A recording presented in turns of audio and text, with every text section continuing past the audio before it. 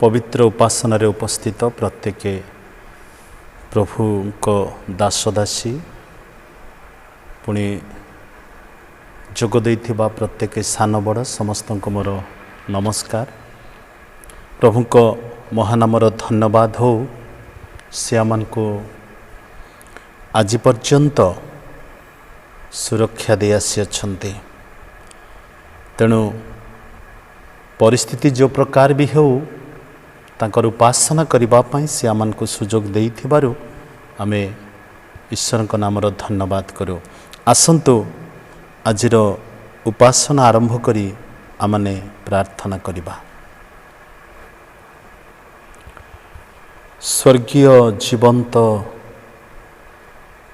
आमानकर प्राणर प्रियतम प्रभु, तुम पवित्र नामर धन्यवाद करुछु।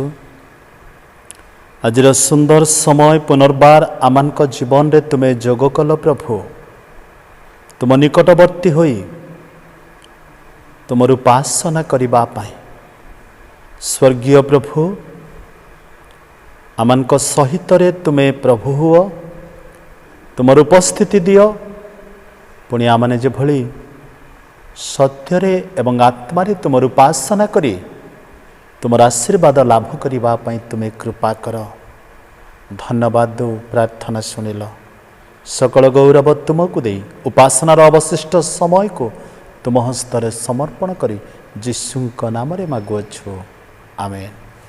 आसंतु आजिर उपासना आरंभ करी आमने उपासना संगीत विविध 316 पृष्ठार 10 नंबर गीतटी को गान करिबा।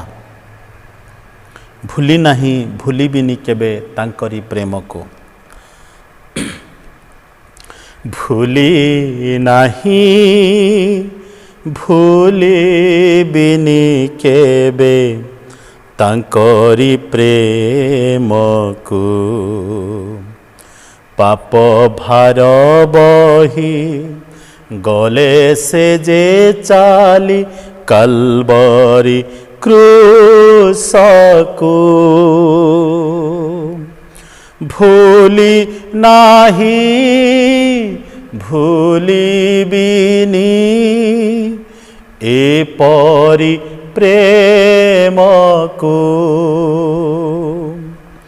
भूली नाही भूलिबिनी ए परी प्रेम को। शत्रु लगी केही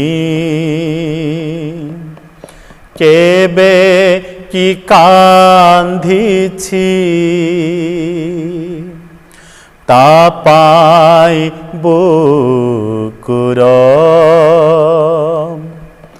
रुधिर ढालिछि। सेहि जीशु प्रेम डोरे बांधिले मो मन को। सेहि जीशु प्रेम डोरे बांधिले मो मन को। भूली नहीं भूलिबिनी केबे तांकरी प्रेम को। पाप भार बही गले से जे चाली कलवरी क्रूस को। बंधु हे तुमे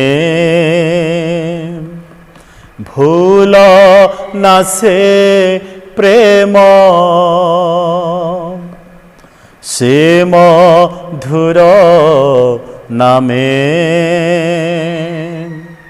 घेन परित्राण। सेहि जीशु क्रूस तले भांगिले ମୋ ମନକୁ। ସେହି ଯୀଶୁ କ୍ରୁଶ ତଳେ ଭାଙ୍ଗିଲେ ମୋ ମନକୁ। ଭୁଲି ନାହିଁ ଭୁଲିବିନି କେବେ ତାଙ୍କରି ପ୍ରେମକୁ। ପାପ ଭାର ବହି ଗଲେ ସେ ଯେ ଚାଲି କାଲବରି କ୍ରୁଶକୁ। ଭୁଲି ନାହିଁ ଭୁଲିବିନି ଏପରି ପ୍ରେମକୁ। ଭୁଲି ନାହିଁ ଭୁଲିବିନି ଏପରି ପ୍ରେମକୁ। ଧନ୍ୟବାଦ। ପ୍ରଭୁଙ୍କ ମହାନାମର ଧନ୍ୟବାଦ ହଉ। ଆମମାନେ ଲକଡାଉନର ଆରମ୍ଭରୁ ୟୁଟ୍ୟୁବ୍ ମାଧ୍ୟମରେ ଉପାସନା କରୁଛେ। ଆଉ ପ୍ରଭୁଙ୍କ ମହାନାମର ଧନ୍ୟବାଦ ହଉ। ପ୍ରଭୁ ଆମମାନଙ୍କର ସହିତରେ ହୋଇ ଆଜି ପର୍ଯ୍ୟନ୍ତ ସେ ଆମମାନଙ୍କୁ କଢ଼ାଇ ଆଣିଅଛନ୍ତି। ଆସନ୍ତୁ ଆଜିର ଧ୍ୟାନ ନିମନ୍ତେ ପବିତ୍ର ଧର୍ମଶାସ୍ତ୍ର ବାଇବଲରୁ ଆମମାନେ ଗୋଟିଏ ଅଂଶ ପଢ଼ିବା। ଜିରିମିୟ ପୁସ୍ତକ ତାର 33 ଅଧ୍ୟାୟର 1ରୁ 5 ପଦ ପର୍ଯ୍ୟନ୍ତ। ଜିରିମିୟ 33 ପର୍ବ 1 ପଦର ଆରମ୍ଭରୁ 5 ପଦର ଶେଷ ପର୍ଯ୍ୟନ୍ତ ଆମମାନେ ପଢ଼ିବା। ଏ ସ୍ଥାନରେ ପ୍ରକାର ଲେଖାଯାଏ, ଆହୁରି ଜିରିମିୟ ପ୍ରହରୀ ପ୍ରାଙ୍ଗଣରେ ବନ୍ଦ ଥିବାବେଳେ ସଦାପ୍ରଭୁଙ୍କର ବାକ୍ୟ ଦ୍ୱିତୀୟ ଥର ତାହାଙ୍କ ନିକଟରେ ଉପସ୍ଥିତ ହେଲା, ଯଥା ଏହି କାର୍ଯ୍ୟର ସାଧନକର୍ତ୍ତା ସଦାପ୍ରଭୁ ଯେ ଏହା ସୁସ୍ଥିର କରିବା ନିମନ୍ତେ ନିରୂପଣ କରିଅଛନ୍ତି, ସେହି ସଦାପ୍ରଭୁ ଏହି କଥା କହନ୍ତି। ସଦାପ୍ରଭୁ ତାହାଙ୍କର ନାମ। ତୁମ୍ଭେ ଆମ୍ଭ ନିକଟରେ ପ୍ରାର୍ଥନା କର, ତହିଁରେ ଆମ୍ଭେ ତୁମ୍ଭକୁ ଉତ୍ତର ଦେବା। ପୁଣି ତୁମ୍ଭର ଅଜ୍ଞାତ ମହତ୍ ଓ ଦୁଷ୍କର ବିଷୟମାନ ତୁମ୍ଭକୁ ଦେଖାଇବା। କାରଣ ଏହି ନଗରର ଯେ ସକଳ ଗୃହ ଓ ଜିହୁଦାର ରାଜଗଣର ଯେ ସକଳ ଗୃହ ବନ୍ଦ ଓ ଖड्ग ବିରୁଦ୍ଧରେ ଆଶ୍ରୟ ସ୍ୱରୂପ ହେବା ନିମନ୍ତେ ଭଗ୍ନ ହୋଇଅଛି, ସେହି ସକଳର ବିଷୟରେ ସଦାପ୍ରଭୁ ଇସ୍ରାଏଲର ପରମେଶ୍ୱର ଏହି କଥା କହନ୍ତି। ଲୋକମାନେ କଲ୍ଦୀୟମାନଙ୍କ ସଙ୍ଗେ ଯୁଦ୍ଧ କରିବାକୁ ଆସନ୍ତି, ମାତ୍ର ଯେଉଁମାନଙ୍କୁ ଆମ୍ଭେ ଆପଣା କ୍ରୋଧରେ ଓ ପ୍ରଚଣ୍ଡ କୋପରେ ବଦ୍ଧ କରିଅଛୁ ଓ ଯେଉଁମାନଙ୍କ ସକଳ ଦୁଷ୍ଟତା ସକାଶୁ ଆମ୍ଭେ ଏହି ନଗରଠାରୁ ଆପଣା ମୁଖ ଲୁଚାଇଅଛୁ, ସେହି ଲୋକମାନଙ୍କ ଶବରେ ସେ ସବୁ ଗୃହ ପରିପୂର୍ଣ୍ଣ ହେବ। ପ୍ରଭୁ ଏହି ପଠିତ ବାକ୍ୟରେ ଏବଂ ଶ୍ରବଣରେ ଆମ ପ୍ରତ୍ୟେକଙ୍କୁ ଆଶୀର୍ବାଦ କରନ୍ତୁ। ଆସନ୍ତୁ ବାକ୍ୟ ନିମନ୍ତେ ମୁଁ ପଦେ ପ୍ରାର୍ଥନା କରିବି। ସ୍ୱର୍ଗୀୟ ପ୍ରଭୁ, ତୁମର ଧନ୍ୟବାଦ କରୁଛୁ। ଯେଉଁ ବାକ୍ୟ ଆମେ ପଢ଼ିଲୁ, ଅଳ୍ପ ସମୟ ଆଲୋଚନା କରିବା ପାଇଁ ତୁମର ପବିତ୍ର ଆତ୍ମାଙ୍କର ଉପସ୍ଥିତି ଆମ ପ୍ରତ୍ୟେକଙ୍କ ଜୀବନରେ ଦିଅ। ସକଳ ଗୌରବ ତୁମକୁ ଦେଇ ଯୀଶୁଙ୍କ ନାମରେ ମାଗୁଅଛୁ, ଆମେନ୍। ଆଜି ଆମେ ଯେଉଁ ବାକ୍ୟଟି ପଢ଼ିଲୁ, ଆମମାନଙ୍କର ଅତି ପରିଚିତ ଅଂଶ ଅଟେ। ଆଉ ଜିରିମିୟ ଯେତେବେଳେ ଇସ୍ରାଏଲ ଲୋକମାନେ ବନ୍ଦିତ୍ୱ ଅବସ୍ଥାରେ ଅଛନ୍ତି, ଆଉ ସେ ସମୟରେ ସେ ଭବିଷ୍ୟତବାଣୀ ପ୍ରଚାର କରିଥିଲେ। ଆଉ ବନ୍ଦିତ୍ୱ ସମୟରେ ଭବିଷ୍ୟତବାଣୀ ପ୍ରଚାର କରିବା ଭବିଷ୍ୟତ ବକ୍ତାମାନଙ୍କ ମଧ୍ୟରୁ ଜିରିମିୟ ଜଣେ ସ୍ୱତନ୍ତ୍ର ବ୍ୟକ୍ତିତ୍ୱ ଅଟନ୍ତି। ଆଉ ତାଙ୍କ ବିଷୟରେ ପବିତ୍ର ଧର୍ମଶାସ୍ତ୍ର ବାଇବଲ ପ୍ରକାଶ କରେ ସେ ଆପଣା ଲୋକମାନଙ୍କ ନିମନ୍ତେ କ୍ରନ୍ଦନ କରିଅଛନ୍ତି ଆଉ ତାଙ୍କୁ ବିଳାପର ଭବିଷ୍ୟତ ବକ୍ତା ବୋଲି କୁହନ୍ତି। ଏ ଯେଉଁ 33 ଅଧ୍ୟାୟ 1ରୁ 5 ପଦ ଆମେ ପଢ଼ିଲୁ, ଏଠି ଜିରିମିୟଙ୍କ ନିକଟରେ ସଦାପ୍ରଭୁଙ୍କର ବାକ୍ୟ ଉପସ୍ଥିତ ହେଉଛି ଆଉ ସେ ଇସ୍ରାଏଲ ଲୋକମାନଙ୍କୁ ସଚେତନ କରାଇବା ନିମନ୍ତେ ଜିରିମିୟଙ୍କ ନିକଟରେ ସଦାପ୍ରଭୁ ଆପଣାର ହୃଦୟର କଥାକୁ ପ୍ରକାଶ କରୁଅଛନ୍ତି। ତେଣୁ ଆଜିର ଏହି ଅଂଶରୁ ଆମେ ଚିନ୍ତା କରିବା ବା ଆଜିର ମୁଖ୍ୟ ବିଷୟ ହେଲା the coming judgement and future restoration, ଆସୁଥିବା ବିଚାର ଏବଂ ଭବିଷ୍ୟତର ଯେଉଁ ପୁନରୁଦ୍ଧାର ତାହା ଏ ସ୍ଥାନରେ ଉଲ୍ଲେଖ କରାଯାଏ। ଜିରିମିୟ 32 ଅଧ୍ୟାୟକୁ ଯେତେବେଳେ ଆମେ ଦେଖୁ ଆଉ ଏ 32 ଅଧ୍ୟାୟ ସହିତ 33 ଅଧ୍ୟାୟର ମଧ୍ୟ କ୍ରମାଗତ ଭାବେ ସମ୍ପର୍କ ରହିଛି। ଆଉ এই ଅଧ୍ୟାୟରେ 33 ଅଧ୍ୟାୟରେ ଦୁଇଟି କଥା ଜିରିମିୟ ଈଶ୍ୱରଙ୍କ ଠାରୁ ଇସ୍ରାଏଲ ଲୋକମାନଙ୍କ ମଧ୍ୟରେ ପ୍ରକାଶ କରିବା ପାଇଁ ଚାହାନ୍ତି। ଆସୁଥିବା ଡିଷ୍ଟ୍ରକ୍ସନ୍ and future restoration of Jerusalem, ଜେରୁସାଲାମରେ ଯେଉଁ ବିପଦ ମାଡ଼ି ଆସୁଛି ଆଉ ଭବିଷ୍ୟତରେ ପରମେଶ୍ୱର ଆପଣା ଲୋକମାନଙ୍କୁ ପୁନରୁଦ୍ଧାର କରି ଅବସ୍ଥାପିତ କରିବେ ଜେରୁସାଲାମର ଲୋକମାନଙ୍କୁ, ତାହା ଏ ସ୍ଥାନରେ ବର୍ଣ୍ଣନା କରାଯାଇଛି। ଆଉ 33 ଅଧ୍ୟାୟର 1ରୁ 5 ପଦ ଆମେ ଯେତେବେଳେ ଦେଖୁ ସଦାପ୍ରଭୁଙ୍କର ବିଚାର କି ପ୍ରକାର ଭୟଙ୍କର ତାହା ବର୍ଣ୍ଣନା କରାଯାଇଛି। 4 ପଦରେ ଲେଖା ଅଛି, କାରଣ ଏହି ନଗରର ଯେ ସକଳ ଗୃହ ଓ ଜିହୁଦାର ରାଜଗଣର ଯେ ସକଳ ଗୃହ ବନ୍ଦ ଓ ଖଡ୍ଗ ବିରୁଦ୍ଧରେ ଆଶ୍ରୟ ସ୍ୱରୂପ ହେବା ନିମନ୍ତେ ଭଗ୍ନ ହୋଇଅଛି, ସେହି ସକଳର ବିଷୟରେ ସଦାପ୍ରଭୁ ଇସ୍ରାଏଲର ପରମେଶ୍ୱର ଏହି କଥା କହନ୍ତି। ଏଠି ଜିରିମିୟ ସେ ଉଲ୍ଲେଖ କରନ୍ତି ଯେଉଁ ସକଳ ଗୃହ ଭଗ୍ନ ହୋଇଅଛି, ଯେଉଁ ସକଳ ଗୃହ ଖଡ୍ଗ ବିରୁଦ୍ଧରେ ଆଶ୍ରୟ ହେବା ପାଇଁ ଭଗ୍ନ ହୋଇଅଛି, ସେହି ଗୃହମାନଙ୍କ ବିଷୟରେ ସଦାପ୍ରଭୁଙ୍କର ବାକ୍ୟ ଜିରିମିୟଙ୍କ ନିକଟରେ ଉପସ୍ଥିତ ହେଉଛି। ଜିରିମିୟ 33 ଅଧ୍ୟାୟ 1ରୁ 5 ଆଉ ଯେତେବେଳେ ଆମେ ଦେଖୁଛୁ 33 ଅଧ୍ୟାୟ 1ରୁ 3 ପଦରେ ତାର ସାଲ୍ୟୁସନକୁ ପରମେଶ୍ୱର କୁହନ୍ତି ଜିରିମିୟଙ୍କ ଦ୍ୱାରା ତୁମାନଙ୍କ ଜୀବନରେ ଯେଉଁ ଡିଷ୍ଟ୍ରାକ୍ସନ୍ ଆସୁଛି, ଯେଉଁ ବିପଦ ଆସୁଛି, ଯେଉଁ ଆଶଙ୍କାର ସଂକେତ ଦେଖାଦେଉଛି ଆଉ ଏ ପରିସ୍ଥିତିରେ ତୁମାନଙ୍କର କ'ଣ କରିବା ଆବଶ୍ୟକ। ଆଉ ଆମେ ଯେତେବେଳେ ଦେଖୁ ତାର 32 ଅଧ୍ୟାୟର 1 ଆଉ 2 ପଦରେ ମଧ୍ୟ ତାହା ବର୍ଣ୍ଣନା କରାଯାଉଛି। ଯେତେବେଳେ ବାବିଲ ରାଜାର ସୈନ୍ୟଗଣ ଜେରୁସାଲାମ ଅବରୋଧ କରୁଥିଲେ, ପୁଣି ଜିରିମିୟ ଭବିଷ୍ୟତ ବକ୍ତା ଜିହୁଦାର ରାଜଗୃହର ପ୍ରହରୀ ପ୍ରାଙ୍ଗଣରେ ବନ୍ଦ ଥିଲେ, ଆଉ ସେହି ସମୟରେ ସେ ଏ କଥାଟି ଉଲ୍ଲେଖ କରନ୍ତି।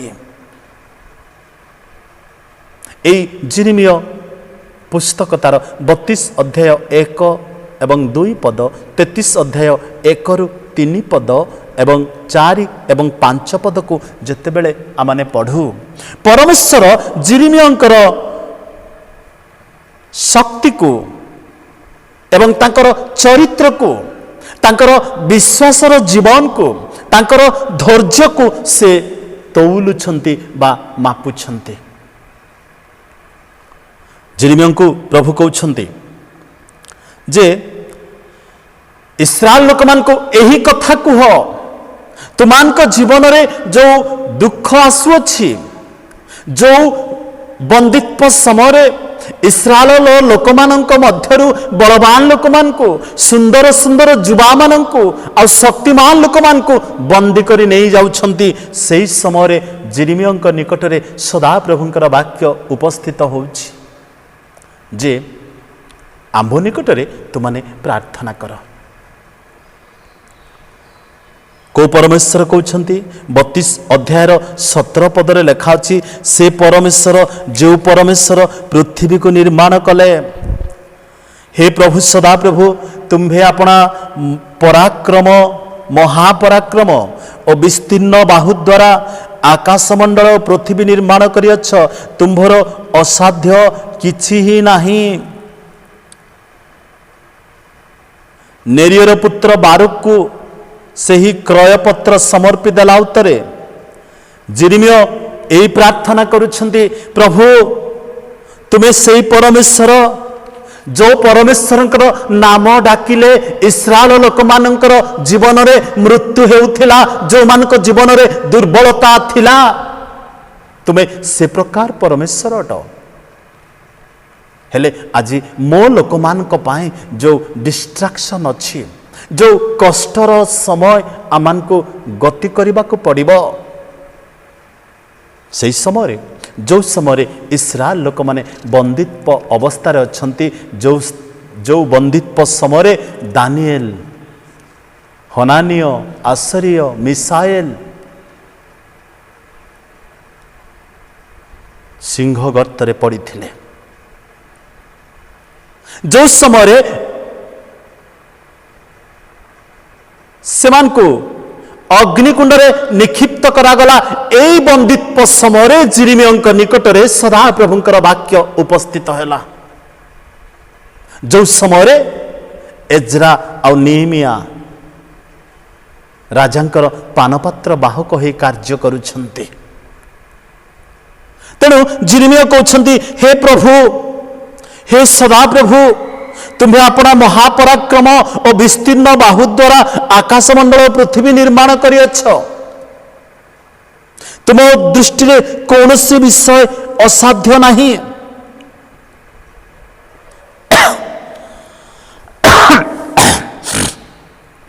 ଯେଉଁ ପରମେଶ୍ୱର ଜିରିମିୟଙ୍କ ନିକଟରେ ପ୍ରକାଶିତ ହେଲେ, ଗଭୀର ଆଉ ଗୁପ୍ତ ବିଷୟ ତାଙ୍କ ନିକଟରେ ପ୍ରକାଶ କଲେ, ସେ ପରମେଶ୍ୱର ହେଉଛନ୍ତି ସମଗ୍ର ପୃଥିବୀକୁ, ଆକାଶମଣ୍ଡଳକୁ ନିର୍ମାଣ କରିବା ସଦାପ୍ରଭୁ, ଆଉ ସେ ହେଉଛନ୍ତି ୟାହ୍ୱେ, ଯାହାଙ୍କର ନାମ ଇସ୍ରାଏଲ ଲୋକମାନଙ୍କ ଜୀବନରେ କୌଣସି ଦୁର୍ବଳତା ଥାଇ ଯଦି ସେ ପରମେଶ୍ୱରଙ୍କର ନାମ ନେଉଥିଲେ ସେମାନଙ୍କ ଜୀବନରେ ମୃତ୍ୟୁ ଘଟୁଥିଲା। ସେ ପ୍ରକାର ଆଶ୍ଚର୍ଯ୍ୟ ପ୍ରଭୁ ଜିରିମିୟଙ୍କ ନିକଟରେ ଆଜି ସେ କଥା କହୁଛନ୍ତି। କ'ଣ କହୁଛନ୍ତି? ଆସୁଥିବା ବିଚାର ତୁମ ଜୀବନ ପାଇଁ ଅତି ଭୟଙ୍କର ଅଟେ।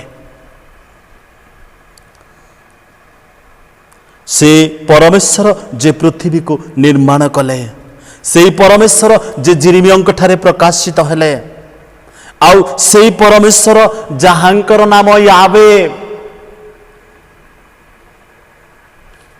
ପ୍ରିୟ ପ୍ରଭୁଙ୍କ ଲୋକମାନେ, ଯେଉଁ ପରମେଶ୍ୱର ଆପଣଙ୍କୁ ଆଉ ମୋତେ ଆହ୍ୱାନ କରିଅଛନ୍ତି, ସେ ପରମେଶ୍ୱର ହେଉଛନ୍ତି ପୃଥିବୀକୁ ନିର୍ମାଣ କରିବା ପ୍ରଭୁ ଅଟନ୍ତି। ଆଉ ସେ ଆପଣା ଲୋକମାନଙ୍କ ଜୀବନରେ ଆସୁଥିବା ବିପଦକୁ, ଆସୁଥିବା ବିଚାରକୁ, ଆଉ ପୁନର୍ବାର ସେ ଆପଣା ଲୋକମାନଙ୍କୁ ପୁନରୁଦ୍ଧାର କରିବା ପାଇଁ ଯାଉଅଛନ୍ତି, ତାହା ସେ ପୂର୍ବରୁ ଆପଣା ଲୋକମାନଙ୍କ ଠାରେ ପ୍ରକାଶ କରନ୍ତି।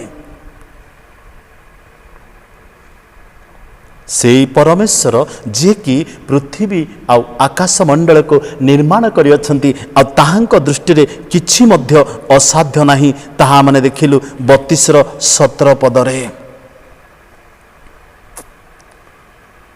ପ୍ରିୟ ପ୍ରଭୁଙ୍କ ଲୋକମାନେ, ମୋର କହିବାର ଅର୍ଥ, ଆମେ ଯେଉଁ ପ୍ରକାର ପରିସ୍ଥିତି ମଧ୍ୟ ଦେଇ ବର୍ତ୍ତମାନ ପୃଥିବୀରେ ଗତି କରୁଛୁ, ଆମମାନଙ୍କ ଜୀବନରେ ଭୟ ଆଉ ଦୁଶ୍ଚିନ୍ତା, ସେ ଭୟ ଆଉ ଦୁଶ୍ଚିନ୍ତାର ପ୍ରତିକାର କ'ଣ ନାହିଁ କି ଆମ ପାଖରେ? ଯେତେବେଳେ ପ୍ରଭୁ ଝିଅଙ୍କୁ ଆହ୍ୱାନ କଲେ, ଝିଅଙ୍କୁ କହିଲେ ତୁମେ ଭୟ କର ନାହିଁ, तुमर जीवन जो दुश्चिंता अच्छी एइथिपाई तुमे भय करुच। इस्राएल लोक माने जो माने मोसांक परी जने धार्मिक लोक को नम्र लोक को मध्य से माने बचसा करने को छाड़ी नाहंती। तेणु मु कि प्रकार एमान को प्रतिपालन करिवे। प्रभु कहउछंती तुमे भय कर नाही। आज जिरिमियों निकट में सदाप्रभुंकर यही वाक्य जो सदाप्रभु कार्यर साधनकर्ता से यह सुस्थिर करने निमंते निरूपण करियछंती 2 पदरे सही सदाप्रभु यही कथा कहती। सदाप्रभु ताहांकर नाम सदाप्रभु आज आमान को संकेत दियंती तांको वाक्य माध्यम रे आसुथिबा विचार आम प्रत्येकଙ୍କ ପାଇଁ अपेक्षा करियछि। आ से विचार परे आमे जेते बेले विचार रे विचारित हेबा आमानकर कर्म अनुसार पुरस्कृत हेबा तापरे लेखा जाए जे भविष्यत रे से आमान को आउ थरे पुनरुद्धार करिवे। इस्राएल लोकमान को जीवन रे सेया ही घटिथिला कारण से प्रभु जो प्रभु ताहांक दृष्टि रे कौनसी विषय असाध्य बोली नाही। तेणु जिरिमिया कहिले 32-17 पदरे जे सेही सदा प्रभु जे कि आकाशमंडल पृथ्वी निर्माण करियछंती अपना विस्तीर्ण बाहु द्वारा समस्त विषय सृष्टि करियछंती ताहांक दृष्टि रे किछि ही असाध्य नाही। जिरिमियों को प्रभु कथा कहउछंती। आज आमान को जीवन रे जेते बेले लॉकडाउन होची शटडाउन होची उपासना करि पारुना हो आमाने एया चिंता करू एहा कोन आम पाए समस्यार विषय किंतु 3 पदर लेखा गला आंभ निकटरे प्रार्थना कर। सदाप्रभु निकट को गले से स्थान में 2टी कथा उल्लेख करा जाए जे प्रथम कथा से आमान को उत्तर देवे कारण से प्रभु कि प्रकार प्रभु जे पृथ्वी को निर्माण कले जे जो परमेश्वर जिरिमियों निकट में अपना को प्रकाश कले जहांकर नाम सदाप्रभु यावे से कहउछंती तुमे आंभ निकटरे प्रार्थना कर। आजिर परिस्थिति रे आमे केते जन परमेश्वर निकट रे विश्वस्ततार सहित प्रार्थना रे लागी रहिछु।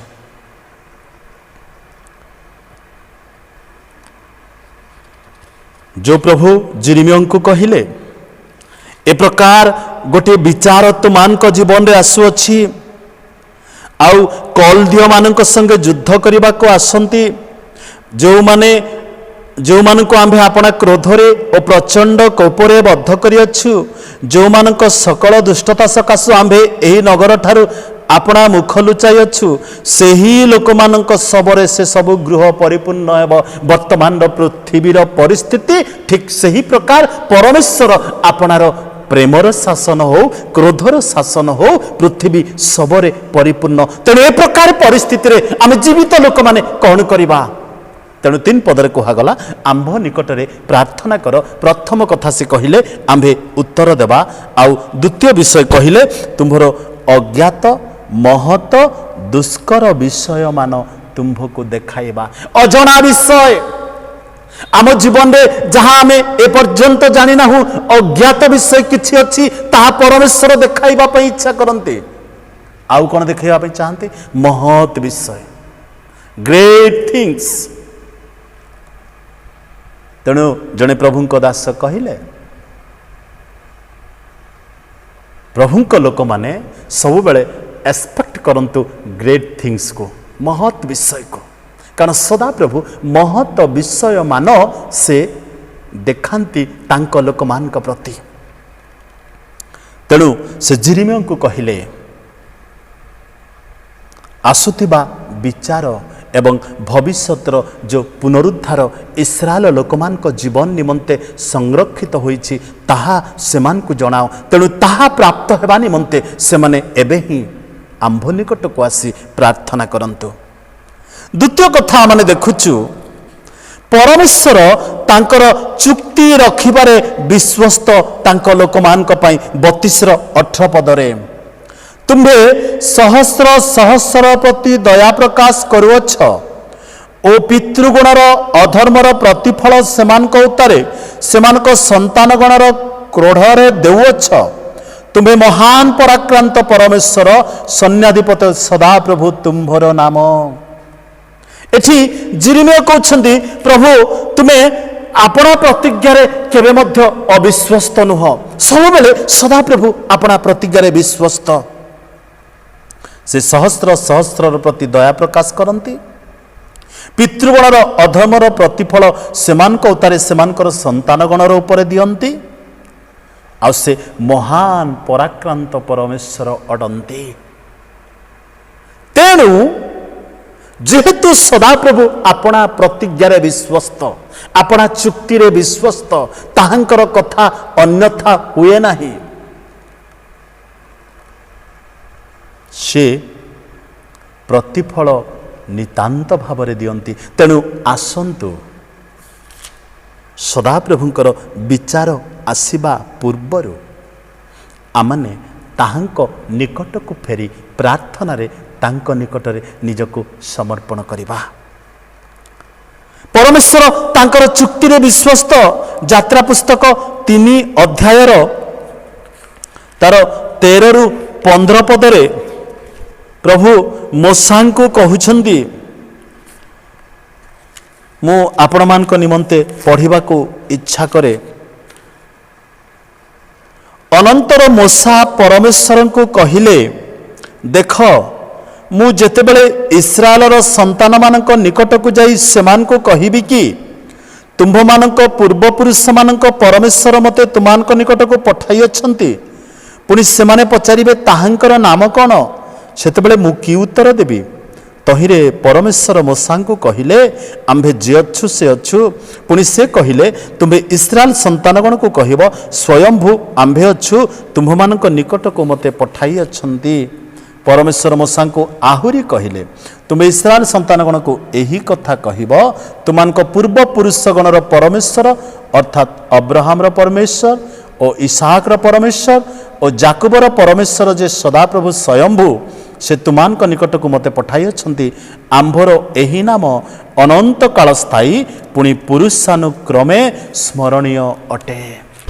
ପ୍ରଭୁ ମୋଶାଙ୍କୁ ମଧ୍ୟ କହିଲେ, ମୋଶାଙ୍କୁ କହିଲେ, ଆମ୍ଭେ ଯେ ଅଛୁ ସେ ଅଛୁ, ଆମ୍ଭେ ପ୍ରତିଜ୍ଞାରେ ବିଶ୍ୱସ୍ତ, ଆମ୍ଭର କେବେ ମଧ୍ୟ ବାକ୍ୟର ଅନ୍ୟଥା ହୁଏ ନାହିଁ। ଆମ୍ଭେ ସ୍ୱୟଂଭୂ। ସେହି ସଦାପ୍ରଭୁ ଆଜି ଆମମାନଙ୍କୁ ଏଇ କଥା ଜିରିମିୟ ଭବିଷ୍ୟତ ବକ୍ତାଙ୍କ ଦ୍ୱାରା କହିବା ପାଇଁ ଚାହାନ୍ତି। ତୁମର ସମସ୍ତ ଅଜ୍ଞାତ ବିଷୟ, ତୁମ ଜୀବନରେ ଥିବା ମହତ ବିଷୟ, ଆଉ ତୁମ ଜୀବନରେ ଥିବା ଦୁଷ୍କର ବିଷୟ ଆମେ ତୁମକୁ ଦେଖାଇବା। ଲେଖା ଅଛି ବାକ୍ୟରେ, ଆମ୍ଭ ନିକଟରେ ପ୍ରାର୍ଥନା କର, ଆମେ ତୁମର ପାପ କ୍ଷମା କରିବା ଆଉ ଦେଶକୁ ସୁସ୍ଥ କରିବା। ଆଜି ଆମମାନଙ୍କର ପ୍ରାର୍ଥନା, ପ୍ରଭୁ ମହାମାରୀ ଦେଶରୁ ହଟେଇ ଦିଅ। ବିଶ୍ୱାସୀର ପ୍ରାର୍ଥନା ସେଇଆ ନୁହଁ, ପ୍ରଭୁଙ୍କ ଲୋକମାନଙ୍କର ପ୍ରାର୍ଥନା ସେଇଆ ନୁହଁ। ବରଂ ଏଇ ପ୍ରାର୍ଥନା କରିବା, ପ୍ରଭୁ ମହାମାରୀ ମଧ୍ୟ ଦେଇ ଗଲାବେଳେ ଆପଣାର ଲୋକମାନଙ୍କୁ ଆପଣଙ୍କର ଉପସ୍ଥିତି ଦେଇ ଏ ମହାମାରୀରେ ବିଜୟ ଜୀବନ ଦିଅ ପ୍ରଭୁ। ତୁମ ଇଚ୍ଛା ଆମ ଜୀବନରେ ଯୋଗ କର ପ୍ରଭୁ। ଏତେ ଭୟ ଆମ ଜୀବନରେ। ତେଣୁ ଜିରିମିୟ କହୁଛନ୍ତି, ସଦାପ୍ରଭୁ ଆପଣା ପ୍ରତିଜ୍ଞାରେ ବିଶ୍ୱସ୍ତ, ଆଉ ତାହାଙ୍କର ପ୍ରତିଜ୍ଞା କେବେ ଅନ୍ୟଥା ହୁଏ ନାହିଁ। ତେଣୁ ମୋଶାଙ୍କୁ ପ୍ରଭୁ କହିଲେ, ଆମ୍ଭେ ଯେ ଅଛୁ ସେ ଅଛୁ, ଆମ୍ଭେ ସ୍ୱୟଂଭୂ, ଆଉ ମୋତେ ସେ ପଠାଇ ଅଛନ୍ତି। ଯେଉଁ ପରମେଶ୍ୱର ତୁମମାନଙ୍କର ପୂର୍ବପୁରୁଷମାନଙ୍କର ପରମେଶ୍ୱର, ଅବ୍ରାହମର ପରମେଶ୍ୱର, ଇସାହାକର ପରମେଶ୍ୱର, ଯାକୁବର ପରମେଶ୍ୱର, ସେହି ସ୍ୱୟଂଭୂ ପରମେଶ୍ୱର ମୋତେ ପଠାଇ ଅଛନ୍ତି। ଆଉ ସେହି ପରମେଶ୍ୱରଙ୍କର ନାମର ପରିବର୍ତ୍ତନ ନାହିଁ, ଅନନ୍ତ କାଳ ସ୍ଥାୟୀ।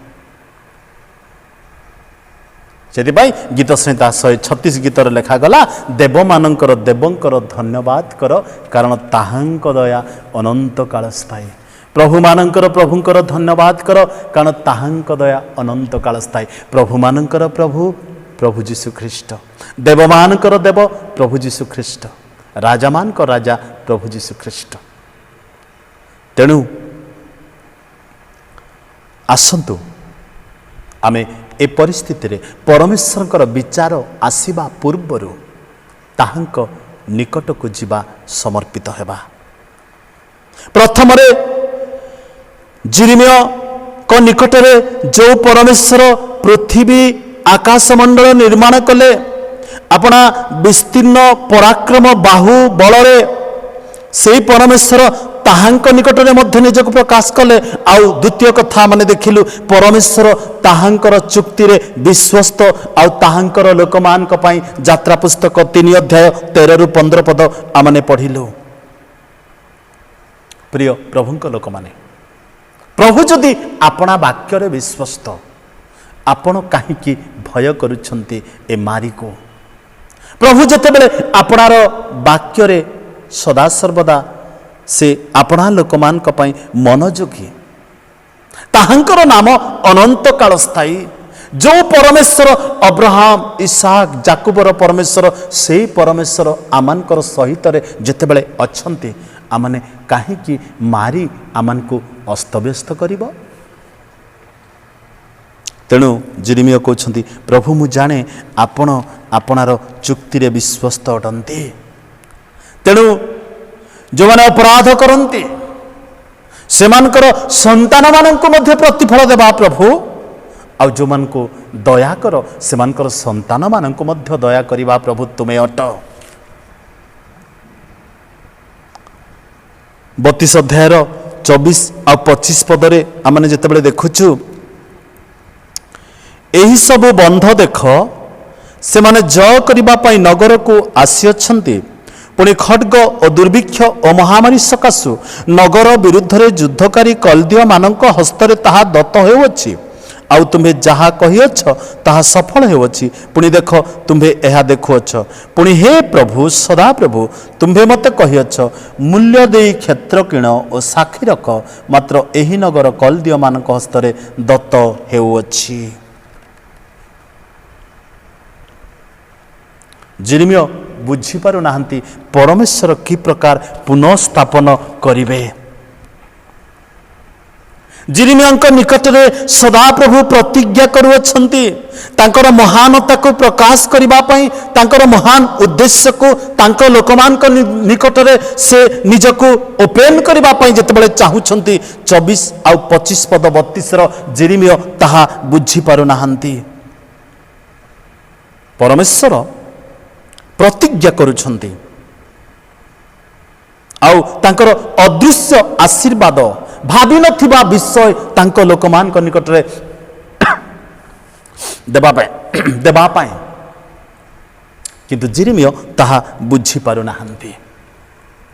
ପ୍ରିୟ ପ୍ରଭୁଙ୍କ ଲୋକମାନେ, ଏ ଯେଉଁ ମହାମାରୀ ଆମମାନଙ୍କ ଜୀବନ ମଧ୍ୟରେ ଅତିକ୍ରମ କରୁଛି, ଅନେକ ଲୋକଙ୍କ ଜୀବନରେ ମୃତ୍ୟୁ ଘଟିଲା, ଅନେକ ପରିବାର ଆଜି ଭଗ୍ନ ଅବସ୍ଥାରେ, ଅନେକ ଛୋଟ ଛୋଟ ପିଲାମାନେ ଆଜି ପିତୃ ମାତୃବିହୀନ ହୋଇଛନ୍ତି। ଏହା କ'ଣ? ବାକ୍ୟରେ ଲେଖାଯାଏ, ପରମେଶ୍ୱର ପୁନର୍ବାର ଆପଣା ଲୋକମାନଙ୍କୁ ଅବସ୍ଥାପିତ କରିବା ପାଇଁ ତାଙ୍କର ଯୋଜନା ରହିଛି। ତେଣୁ ମୁଁ ଗତକାଲି ବା ଗତ ଗୁରୁବାର ଦିନ ପ୍ରାର୍ଥନାରେ କହୁଥିଲି ଯେ ଏତେ ବଡ଼ ମହାମାରୀ, ପୃଥିବୀରେ ଲକ୍ଷ ଲକ୍ଷ ଲୋକମାନଙ୍କର ମୃତ୍ୟୁ ହେଲା, ହେଲେ ଆମମାନେ କାହିଁକି ଜୀବିତ ଅଛୁ? ଦୁଇଟି କାରଣ ହୋଇପାରେ। ହୁଏତ ଆମମାନେ ଅନେକ ଧାର୍ମିକ, ତେଣୁ ପୃଥିବୀରେ ଧାର୍ମିକ ଜୀବନ, ଧର୍ମ ଜୀବନ କାଟିବା ପାଇଁ ପ୍ରଭୁ ଆମମାନଙ୍କୁ ଏକ୍ସଟେଣ୍ଡ କଲେ, କିମ୍ବା ଦ୍ୱିତୀୟ କାରଣ ହୋଇପାରେ ଆମମାନେ ଏପର୍ଯ୍ୟନ୍ତ ପ୍ରସ୍ତୁତ ହୋଇନାହୁଁ, ତେଣୁ ପ୍ରସ୍ତୁତ ହେବା ନିମନ୍ତେ ପ୍ରଭୁ ଆମମାନଙ୍କୁ ଅନୁଗ୍ରହରେ ଛାଡ଼ିଦେଲେ। ଯେମିତି ଲେଖାଯାଏ, ଏହି ବର୍ଷଟି ଛାଡ଼ି ଦିଅନ୍ତୁ, ମୁଁ ଇତିମଧ୍ୟରେ ଏହାର ଚାରିପାଖ ଖୋଳି ଖତ ଦେବି, ପରେ ଫଳ ହୁଏ ତ ଭଲ, ନହେଲେ ଏହାକୁ ହାଣି ପକାଇବେ। ସଦାପ୍ରଭୁ ଆପଣା ଲୋକମାନଙ୍କ ନିକଟରେ ସେ ବିଶ୍ୱସ୍ତ ପ୍ରଭୁ ଅଟନ୍ତି। ସଦାପ୍ରଭୁ ଆପଣା ଲୋକମାନଙ୍କ ନିକଟରେ ମହତ୍ଵ ବିଷୟ ପ୍ରକାଶ କରିବା ପରମେଶ୍ୱର ଅଟନ୍ତି। तेणु गणना पुस्तक 13 अध्यायर 28 पदरे लिखा अछि, सेमानकु कुह सदाप्रभु एही कथा कहती, आम्भे जेबे जीवित हेउ तेबे तुमाने आम्भ कर्णगोचर रे जाहा कहिअछ ताहा ही आम्भे तुम्भमानकु प्रति करिबा। 29 पदरे तुमानकर शब एही प्रांतर रे पड़िब, तुमानक मध्यरे 20 वर्ष तहिरु अधिक वर्ष वयस्क लोकमानकर संपूर्ण संख्यानुसार गणित जेते लोक तुम्भे माने आम्भ विरुद्ध रे बचसा करिअछ। हुए तो मु आपण मानकु कहिली ए महामारी समय रे अनेकंक जीवन रे मृत्यु घटिला, अनेक आज मध्य जीवित अछंती। दुईटी कारण हे पारे, सदाप्रभु आपणा लोकमानक पई आपणार लोक माने जहा ताहांक निकट रे कहि अछंती ताहा सफल कले, किंबा आपणा लोकमानकु प्रस्तुत करबा पई आसुतिबा विचाररु सुरक्षा देबा पई आपणा लोकमानकु जीवित रखिले, किंबा आपणार लोक माने धार्मिक लोक माने जो मानकर प्रार्थना जो मानकर विनती अनेकंकु अधर्म पथरु फेराई आने सेथि पई परमेश्वर रखिले। प्रिय प्रभुंक लोक माने आपण आउ मु आज काहेकि जीवित अछु, आमानकर उत्तमता ना अयोग्यता, दुईटी विषय। जदि उत्तमता पाई जीवित अछु ताहेले आसुथिबा विचार आमानक पाई भयजनक नुह। तेणु पाउल कहिले रोमियो मंडली को जतले पत्र लिखिले, ख्रीष्टंक ठारे थिबा लोकमानक पाई कौनसी दंड नाही, मात्र विचार निरूपित एइथि पाई से माने पुरस्कृत हेबे। आउ God is going to restore them, पुनर्बार से मानकु अवस्थापित करिवे। आपण आउ मु आज कौन प्रस्तुत अच्छु कि, किंबा आपण आउ मु आज जदि धार्मिक व्यक्ति ताहले भल विषय। जदि एपर्यंत प्रभु जीशु ख्रीष्ट को जो परमेश्वर आकाश पृथ्वी निर्माण कले, जो परमेश्वर अपना विस्तीर्ण बाहु द्वारा भूमंडल को जलराशि को आज्ञा दियंती, गीत संहितार लेखा अच्छी जहांक रबरे हरिणी प्रसव करे। ए प्रकार भयंकर प्रभु से आपण को पुणी मते आसुथिबा विचाररु उद्धार करिबा पई ए दिन मानकरे समस्या मध्य दे गति करिबा पई आम जीवन को अनुमति देई अछंती। प्रिय प्रभुंक लोक माने,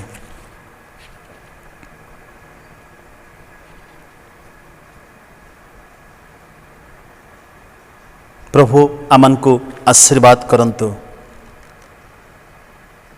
ईश्वरंकर योजना समस्त साधारण लोकों पाई गुप्त अच्छी, गुप्त थाए। ईश्वर जिरिमिया को प्रकाश कले, किंतु से बुझी पारले नहीं इस्राएल लोकमानकर भविष्यत कौन हेबा पाई जाउछि। तेणु जिरिमिया को वाक्य लेखा जाए, यूपिंग प्रोफेट क्रंदनर भविष्यत वक्ता अपना लोकमान पाई से कांदी कांदी परमेश्वर निकट रे प्रार्थना करुछंती, प्रभु मो लोक माने तुमरो आसुथिबा विचार को बुझंतु, निजको प्रस्तुत करंतु, आ पुनर्बार तुमे जे सेमान को अवस्थापित करिबा पाई जाउछ, लेट देम एक्नॉलेज दैट, से माने ताहा बुझी पारंतु। प्रिय प्रभुंक लोक माने, आपण आ मु आज कौन प्रस्तुत अच्छे कि? तेणु जिरिमिया कहले, आंभ निकट रे प्रार्थना कर, आंभे उत्तर देवा, तुम्हार अज्ञात महत दुष्कर विषय मान तुम्भको देखाइबा। प्रभु आम प्रत्येक को आशीर्वाद करंतु, मंडली को आशीर्वाद करंतु, आमे जेभली परमेश्वर निकट रे निजको समर्पण करी तांको ठारू आशीर्वाद लाभ करिबा। आसंतु आमने प्रार्थना करी आजिर उपासना शेष करिबा। स्वर्गीय प्रभु तुमर धन्यवाद करुछु, सुंदर समय तुमे आम जीवन रे देल। ए मंडली को प्रेम करी आज पर्यंत प्रभु आपणार सती कन्या स्वरूप बागदत्ता कन्या निमंते जो भली ପ୍ରଭୁ ସଦାସର୍ବଦା ମନୋଯୋଗୀ ଥାଆନ୍ତି। ଠିକ୍ ସେହି ପ୍ରକାର ଏ ମଣ୍ଡଳୀକୁ ତୁମେ ପ୍ରେମ କରି ଏତେ ଆଶୀର୍ବାଦ କରିଛ, ଯେଉଁ ସକଳ ଆଶୀର୍ବାଦକୁ ପ୍ରଭୁ ଆମମାନଙ୍କର ଜୀବନରେ ବର୍ଣ୍ଣନା ମଧ୍ୟ କରିପାରିବୁ ନାହିଁ। ଧନ୍ୟ ତୁମ ନାମ। ଚତୁର୍ଦିଗରେ ମହାମାରୀ, ଚତୁର୍ଦିଗରେ ମୃତ୍ୟୁ, ଚତୁର୍ଦିଗରେ ପ୍ରଭୁ ଖାଦ୍ୟ ଅଭାବରେ ଲୋକମାନଙ୍କର ଜୀବନ ଆକୁଳ ବିକୁଳ ହେଲା ବେଳେ ତୁମେ ଆମମାନଙ୍କୁ ଏ ମଣ୍ଡଳୀକୁ ପ୍ରେମ କଲ। ତୁମ ନାମ ଧନ୍ୟ ହଉ ପ୍ରଭୁ। ଆମମାନଙ୍କ ନିମନ୍ତେ ଯେଉଁ ଆଗାମୀ ବିଚାର ଅପେକ୍ଷା କରିଛି, ଆଉ ବିଚାର ପରେ ତୁମେ ଯେ ଆମମାନଙ୍କୁ ପୁନର୍ବାର ଅବସ୍ଥାପିତ କରିବାକୁ ଯାଉଛ, ତାହା ଆମେ ପ୍ରତ୍ୟେକ ବୁଝିବା ନିମନ୍ତେ ତୁମ ଅନୁଗ୍ରହ ଆମମାନଙ୍କୁ ତୁମେ ଦାନ କର ବୋଲି ପ୍ରାର୍ଥନା କରୁଛୁ। ସ୍ୱର୍ଗୀୟ ପ୍ରଭୁ, ତୁମର ଧନ୍ୟବାଦ କରୁ। ସମସ୍ତ ଆବଶ୍ୟକତା ଦେଇ ଏ ମଣ୍ଡଳୀକୁ ପ୍ରତିପାଳନ କରିଛ। ପୁଣି ପ୍ରାର୍ଥନା କରୁ ଆଗାମୀ ଦିନମାନଙ୍କରେ ମଧ୍ୟ ପ୍ରଭୁ ପ୍ରତ୍ୟେକଙ୍କୁ ତୁମେ ଅନୁଗ୍ରହ କର। ଯେଉଁମାନେ ଅସୁସ୍ଥ ସେମାନଙ୍କୁ ସୁସ୍ଥତା ଦିଅ। ଯେଉଁମାନଙ୍କର ପ୍ରଭୁ ବିଭିନ୍ନ ପ୍ରକାର ମାନସିକ ଚିନ୍ତା ଓ ବୋଝ ରହିଛି, ସେମାନଙ୍କର ସମସ୍ତ ମାନସିକ ସ୍ଥିତିକୁ ତୁମେ ନିୟନ୍ତ୍ରଣ କର। ପ୍ରାର୍ଥନା ନିବେଦନ ଶୁଣିଲ, ଧନ୍ୟବାଦ ଦେଇ ସବୁ ଗୌରବ ତୁମକୁ ଦେଇ ଯୀଶୁଙ୍କ ନାମରେ ମାଗୁଅଛୁ, ଆମେନ୍। ଆହ୍ୟାମାନଙ୍କ ସ୍ୱର୍ଗସ୍ଥ ପିତ, ତୁମ୍ଭ ନାମ ପବିତ୍ର ବୋଲି ମାନ୍ୟ ହେଉ। ତୁମ୍ଭର ରାଜ୍ୟ ଆସୁ, ଯେପରି ସ୍ୱର୍ଗରେ ସେହିପରି ପୃଥିବୀରେ। ତୁମ୍ଭର ଇଚ୍ଛା ସଫଳ ହେଉ। ଆଜି ଆମମାନଙ୍କୁ ପ୍ରୟୋଜନୀୟ ଆହାର ଦିଅ। ଆମେ ଯେପରି ନିଜ ନିଜ ଅପରାଧୀମାନଙ୍କୁ କ୍ଷମା କରିଅଛୁ, ସେହିପରି ଆମମାନଙ୍କ ଅପରାଧ ସକଳ କ୍ଷମା କର। ପରୀକ୍ଷାରେ ଆମମାନଙ୍କୁ ଆଣ ନାହିଁ, ମାତ୍ର ମନ୍ଦ ରକ୍ଷା କର। ଜଣେ ରାଜ୍ୟ, ପରାକ୍ରମ, ଗୌରବ ଯୁଗେ ଯୁଗେ ତୁମ୍ଭର, ଆମେନ୍। ପିତା ଈଶ୍ୱରଙ୍କ ପ୍ରେମ, ପୁତ୍ର ପ୍ରଭୁ ଯୀଶୁଙ୍କ ଅନୁଗ୍ରହ, ପବିତ୍ର ଧର୍ମାତ୍ମାଙ୍କ ଶାନ୍ତି, ଶକ୍ତି, ସୁମଧୁର ସହଭାଗିତା ଏ ସମୟରୁ ତୁମର ଆଗମନ ପର୍ଯ୍ୟନ୍ତ ମଣ୍ଡଳୀ ସହିତରେ, ପୁଣି ତୁମଠାରେ ଭରସା କରୁଥିବା ସମସ୍ତଙ୍କ ସହିତରେ ସଙ୍ଗେ ସଙ୍ଗେ ହୁଅନ୍ତୁ, ଆମେନ୍। ସମସ୍ତଙ୍କୁ ନମସ୍କାର।